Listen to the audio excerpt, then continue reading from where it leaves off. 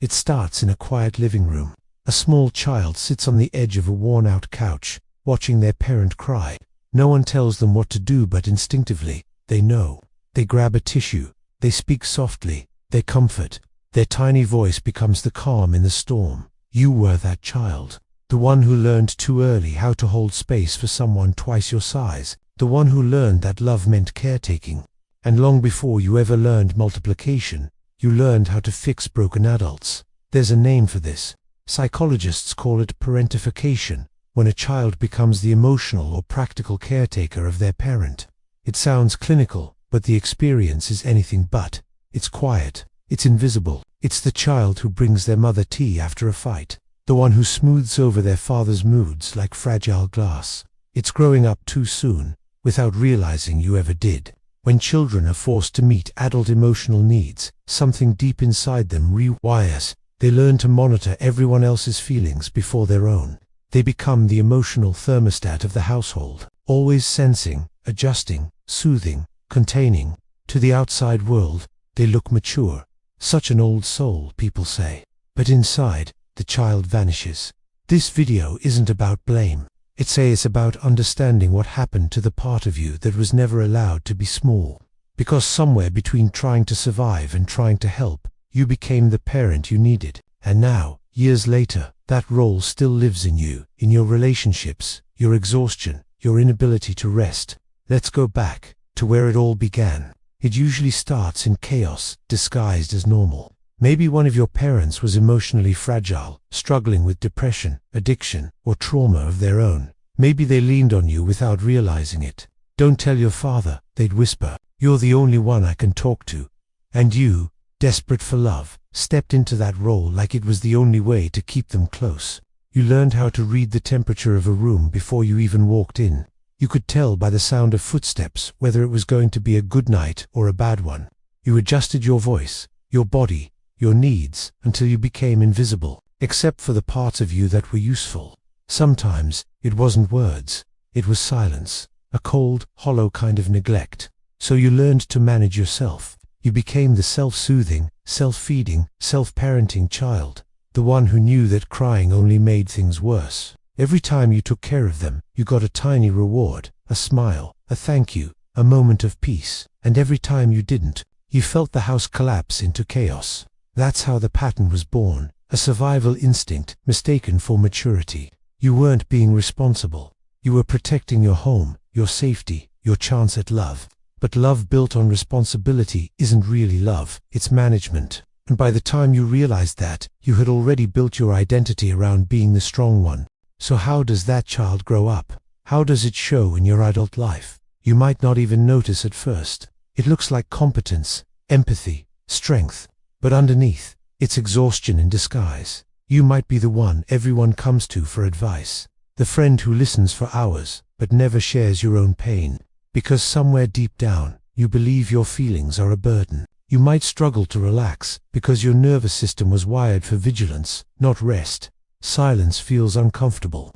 You wait for something to go wrong, because peace never lasted long in your childhood home.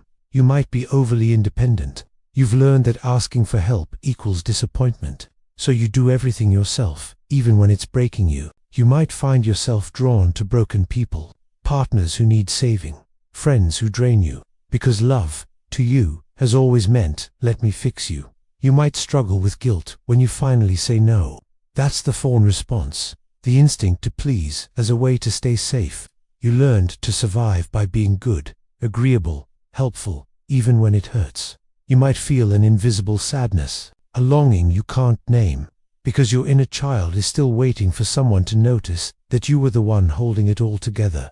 And sometimes, you don't feel anger when you should. You suppress it, swallow it, turn it inward. Because anger as a child was dangerous, it threatened the fragile balance. You might call yourself too sensitive, but that sensitivity once kept you safe. It made you hypertuned to every emotional shift, every tone, every silence. And now, as an adult, you live with a nervous system that doesn't know what safety feels like. You became the caretaker, the healer, the empath. But underneath that identity lies a truth. You were just a child who never got to be one. In psychology, this is known as emotional a form of role reversal where a child meets the emotional needs of a parent. Studies from the Journal of Personality and researchers at the University of California, Berkeley show that children who grow up this way often develop what's called hypervigilance, a heightened awareness of others' moods as a way to predict danger. Your brain learns to scan constantly, reading microexpressions and body language like survival codes. Over time, this becomes automatic.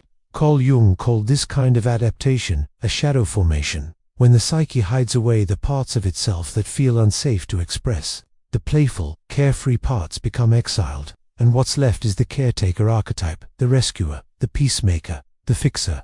Neuroscience adds another layer. When a child experiences chronic emotional stress, the amygdala, the brain's alarm system, stays overactive. The prefrontal cortex, responsible for regulation and self-compassion, never fully learns calm. That's why, as adults, moments of rest can feel foreign, even unsafe. This isn't weakness, it's wiring. Your nervous system was trained to equate love with labor and peace with danger. But wiring can be healed, because the same brain that adapted to survive is capable of rewiring itself to thrive. But here's what no one tells you about being the child who became the parent. You learn how to care for everyone but yourself. You grow up believing your worth depends on usefulness. You struggle to accept love that doesn't have a condition attached. And when someone finally tries to take care of you, you don't know what to do with it. You feel guilt, you feel shame, you feel exposed. You might even push away kindness, because being cared for feels wrong, like a betrayal of the self-sufficiency you've built to survive. Here's the hidden cost. When you spend your childhood caring for others, you lose the blueprint for how to receive care. Your inner world becomes a house without a door. You let others in, but never yourself. People praise your strength, but they don't see the collapse behind closed doors, the tears you hide in the shower, the loneliness that lives in your bones, the ache of always being the strong one and never being the one held.